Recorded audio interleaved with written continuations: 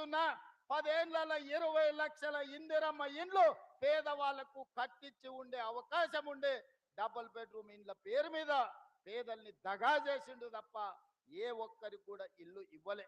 అందుకే ఈనాడు ప్రతి సంవత్సరం మన వెసులుబాటును బట్టి ప్రతి పేదవాడికి చివరి పేదవాడికి కూడా ఇందిరమ్మ ఇల్లు మంజూరు చేసి ఆత్మ గౌరవంతో బ్రతికే విధంగా ఈ రోజు ఇందిరమ్మ ఇండ్లను కొనసాగిస్తున్నాం.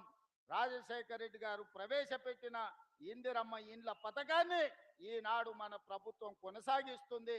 ఎక్కడ కూడా రాష్ట్రాలు వేరైనా, ఈనాడు ఆ పార్టీలు వేరైనా, వాళ్ళ కుటుంబాలు వేరే పార్టీలో ఉన్నా ఎన్టీ రామారావు గారిని, వైఎస్ రాజశేఖర రెడ్డి గారిని ఆదర్శంగా తీసుకొని తెలంగాణ రాష్ట్రంలో సంక్షేమ పథకాలను అమలు చేసే ప్రయత్నం మన ప్రభుత్వం చేస్తుంది.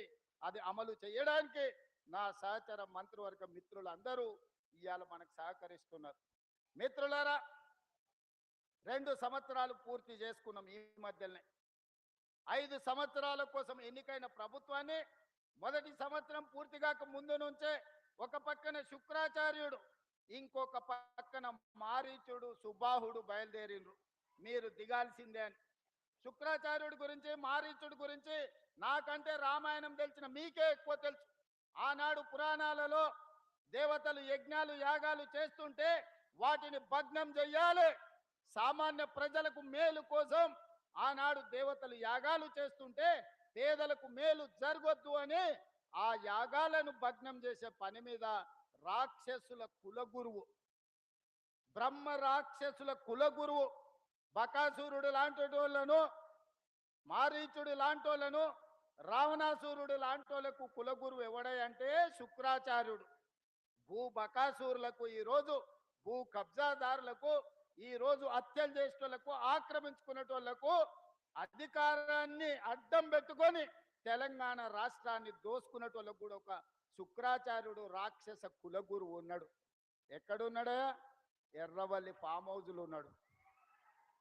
ఎర్రవల్లి ఫామ్ హౌజ్లో ఉండి పన్నాగాలు పన్నుతుంటాడు. శకుని మామ పన్నినట్టు పన్నాగాలు పన్నుతుంటాడు.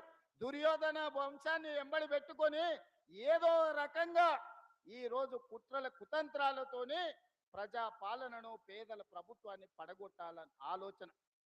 శుక్రాచార్యుడేమో ఫామ్ హౌస్ పోయిండు, మారుచీరుడు సుబాహుడేమో బామ్మార్దుల ముసుగులో అసెంబ్లీ లోపలికి వస్తుండ్రు. ఇవాళ మారీచుడు మీకు తెలుసు, మారీచుడే మాయ జింక రూపంలో సీతను ఎత్తుకపోవడానికి రావణాసురుడికి సహకరిస్తే చివరికి మారీచుడి సావు రాముడి చేతిలోనే తప్పలేదు.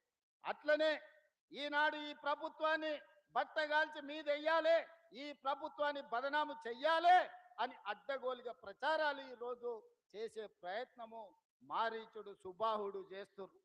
ఆనాడు మాయలేడి రూపంలో వస్తే